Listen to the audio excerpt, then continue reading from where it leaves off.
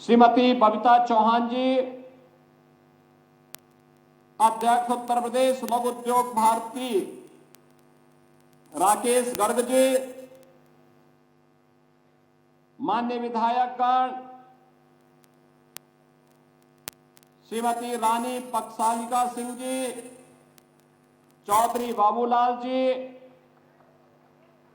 धर्मपाल सिंह जी, श्री छोटेलाल वर्मा जी, भगवान सिंह कुशवाहा जी, पुरुषोत्तम खंडेलवाल जी, doctor GS Dharmesh जी, विजय शिवहरे जी, doctor आकाश अग्रवाल जी, जिलाध्यक्ष श्री गिरिराज कुशवाहा जी, महानगर अध्यक्ष भानु महाजन जी और आगरा मंडल से जुड़े हुए मेरे सभी युवा साथियों, बहन और भाइयों, ये मेरा सौभाग्य है कि होली के रंगोत्सव कार्यक्रम को आज बरसाना में शुभारंभ करने के बाद मुझे इस समय आप सभी युवा साथियों के साथ जो देश के विकास की एक आधारशिला रखने वाले हैं, देश की युवा ऊर्जा के प्रतीक हैं, आप सभी युवाओं के सम्मेलन में आने का अवसर प्राप्त हुआ है। 1000 नए युवा उद्यमी आज से प्रदेश और देश के विकास में अपना योगदान देने के लिए, अपने आप को लेकर के तैयार करने के लिए आगे बढ़ रहे हैं। उनके लिए ऋण वितरण के लिए आयोजित इन समारोह में मैं उन सभी का हृदय से अभिनंदन करता हूं। आप सबके प्रति अपनी शुभकामनाएं देते हुए होली की भी आपको बधाई देता हूं। बहनों और भाइयों, उत्तर प्रदेश का सामर्थ्य क्या है, आज देश और दुनिया उसे देख रही है। भारत का सामर्थ्य क्या है, दुनिया 10 वर्ष से उसको महसूस कर रही है। प्रधानमंत्री मोदी जी के नेतृत्व में पिछले 10 वर्ष में भारत ने विकास की नई ऊंचाइयां प्राप्त की हैं। एक नए भारत का हम दर्शन कर रहे हैं, जो भारत संस्कृति और समृद्धि का, विरासत और विकास का, आस्था और आजीविका का एक अद्भुत संगम को आगे बढ़ा करके नए भारत का दर्शन करा रहा है। इस नए भारत में भेदभाव किसी के साथ नहीं, सुरक्षा सबको, समृद्धि सबको, आगे बढ़ाने के अवसर सबको, लेकिन तुष्टीकरण किसी का नहीं। सबका साथ और सबके विकास के भाव के साथ 10 वर्ष पहले प्रधानमंत्री मोदी जी ने जो उद्घोष किया था, उसका एक बृहद स्वरूप अभी महाकुंभ प्रयागराज में देखने को मिला था। बहनों और भाइयों, 66 करोड़ 30 लाख श्रद्धालु मां गंगा, मां यमुना और मां सरस्वती की त्रिवेणी में 45 दिन के अंदर आए। एक तो ये आयोजन स्वच्छता और सुरक्षा का अद्भुत समन्वय, और दूसरा इससे जो आजीविका बढ़ी, आजीविका में मैंने पहले ही प्रयागराज में कहा था, जब मैं वहां स्वच्छता कर्मियों, स्वास्थ्य कर्मियों और सुरक्षा बलों के जवानों के सम्मान के लिए 27 फरवरी को वहां गया था। मैंने तब भी वहां कहा था कि महाकुंभ ने 5 आस्था के कॉरिडोर यूपी को दिए। प्रयागराज से मां विंध्यवासिनी के धाम होते हुए काशी, प्रयागराज से अयोध्या होते हुए गोरखपुर, प्रयागराज से श्रृंगवेरपुर धाम होते हुए लखनऊ और नैमिषारण्य, प्रयागराज से लालापुर जो महर्षि वाल्मीकि की पावन साधना स्थली है, संत तुलसीदास जी की जन्मभूमि राजापुर और चित्रकूट का एक कॉरिडोर बना। और 5वां महत्वपूर्ण कॉरिडोर है प्रयागराज से आगरा, मथुरा, वृंदावन, बरसाना होते हुए शुभ तीर्थ का एक पंच तीर्थ। आज उत्तर प्रदेश को आस्था के साथ साथ, भारत की आस्था के साथ साथ, सनातन धर्म की आस्था के साथ साथ आजीविका के एक आधार बने हैं।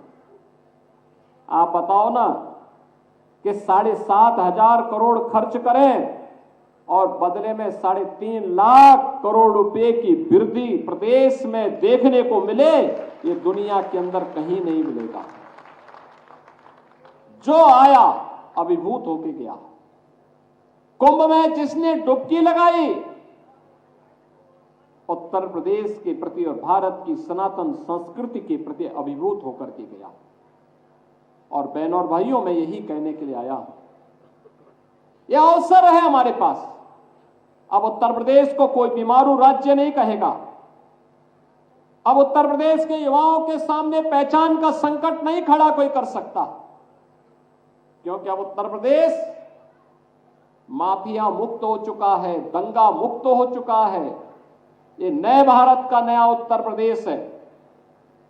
यह उत्तर प्रदेश आज भारत की आध्यात्मिक आत्मा का प्रतिनिधित्व करते हुए, भारत की आध्यात्मिक विरासत को आगे बढ़ाते हुए विकास की एक नई ऊंचाई को प्राप्त करने के लिए लालायित दिखाई दे रहा है। और उसमें भी उत्तर प्रदेश महत्वपूर्ण इसलिए है क्योंकि देश के अंदर सर्वाधिक युवा उत्तर प्रदेश में रहता है।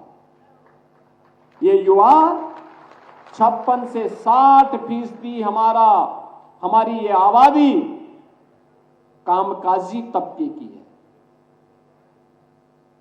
युवा ऊर्जा भरपूर है, प्रतिभा संपन्न है, देश और दुनिया को नेतृत्व देने की सामर्थ्य रखता है। और इसी सामर्थ्य को आगे बढ़ाने के लिए हम लोगों ने 24 जनवरी 2025 को सीएम युवा के नाम पर मुख्यमंत्री युवा उद्यमी योजना को आगे बढ़ाया है। यह युवा उद्यमी योजना जिसमें कोई भी युवा अपना स्टार्टअप प्रारंभ करना चाहता है तो प्रधानमंत्री मोदी जी के विजन के अनुरूप स्टार्टअप की संस्कृति को आगे बढ़ाने के लिए, स्टैंड अप की संस्कृति को आगे बढ़ाने के लिए युवा उद्यमी आगे आएगा। हम उसे मार्जिन मनी के साथ साथ ब्याज मुक्त ऋण उपलब्ध करवाने का कार्य करेंगे। और मुझे बताते हुए प्रसन्नता है कि 24 जनवरी को लॉन्च किया गया और आज 7 फरवरी है। 7 फरवरी तक आते आते, 7 मार्च तक आते आते मैं देख के बहुत चक था कि 1.5 लाख से अधिक लोगों ने आवेदन कर लिया। यानी देने 1 लाख लोगों को थे, आवेदन आ गए 1.5 लाख। स्क्रीनिंग हो रही है, बैंक ने 25,000 स्वीकृत भी कर लिए और इसमें 10,000 लोगों को वितरण भी हो गए। कल मैं गोरखपुर में था, 2,500 युवाओं को वहां पर, गोरखपुर और बस्ती 2 कमिश्नरी का था, 2,500 युवाओं को वहां पे ऋण वितरण का काम हुआ। आगरा में इससे पहले कार्यक्रम हो चुका है मैं आज फिर देख रहा हूं 1000 युवाओं को फिर ऋण वितरण का कार्यक्रम यहां पे चल रहा है। यानी हमारा युवा अब नौकरी के पीछे भागेगा नहीं, बल्कि नौकरी पैदा करके नए नए लोगों को रोजगार और स्वावलंबन के मार्ग पर अग्रसर करने का काम करेगा। और ये तो वैसे भी उत्तर प्रदेश इसके लिए जाना जाता था। बहनों और भाइयों, कहते हैं कि 16वीं सदी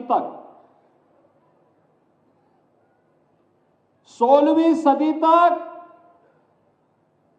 दुनिया की अर्थव्यवस्था में 30% योगदान भारत का था,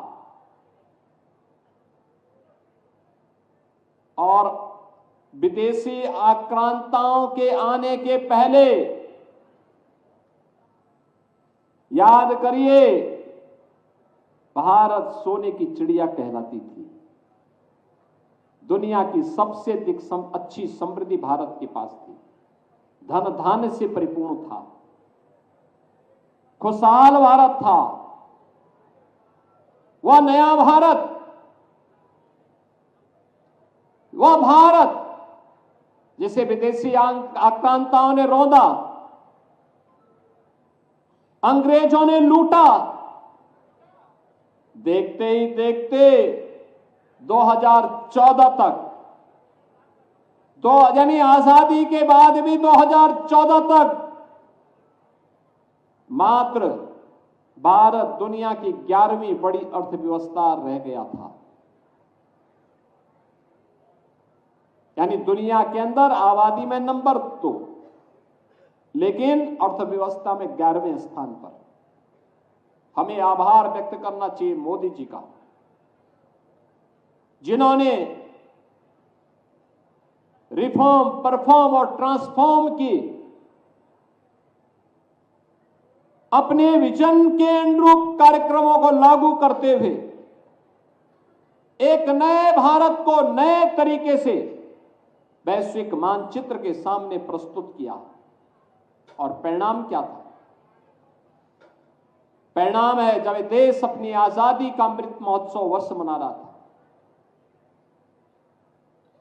जब यह देश अपनी आजादी के 75 वर्ष पूर्ण कर रहा था, तो 200 वर्षों तक जिस भारत पर ब्रिटेन ने शासन किया था, उस ब्रिटेन को पछाड़ करके भारत दुनिया की 5वीं बड़ी अर्थव्यवस्था बना था, 5वीं बड़ी अर्थव्यवस्था।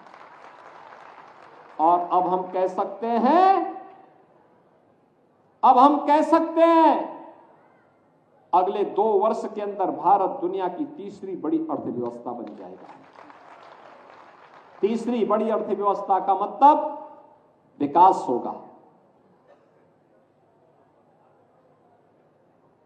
देश की जीडीपी बढ़ेगी, प्रति व्यक्ति आय बढ़ेगी, रोजगार के सृजन होंगे, हर हाथ को काम होगा, हर खेत को पानी होगा, हर किसान के चेहरे पर खुशहाली होगी, गरीबी रेखा से ऊपर उठने में लोगों को मदद मिलेगी, और नया भारत विकसित भारत बनकर के दुनिया को फिर से नेतृत्व देगा।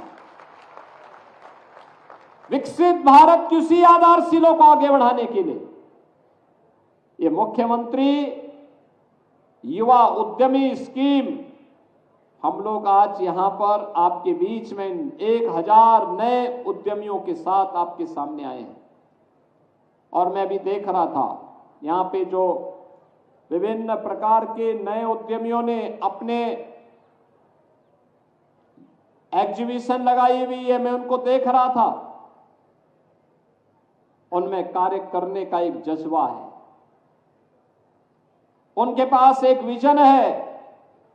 जहां विजन है वहीं इनोवेशन भी है, और इनोवेशन और विजन के साथ टेक्नोलॉजी मिल जाए तो फिर कहना ही क्या है, फिर समृद्धि आने से कोई रोक नहीं सकती है। और यही तो नए भारत में हो रहा है, और वही उत्तर प्रदेश में हो रहा है। बहनों और भाइयों, ये सभी युवा पूरे धैर्य के साथ कार्य करें।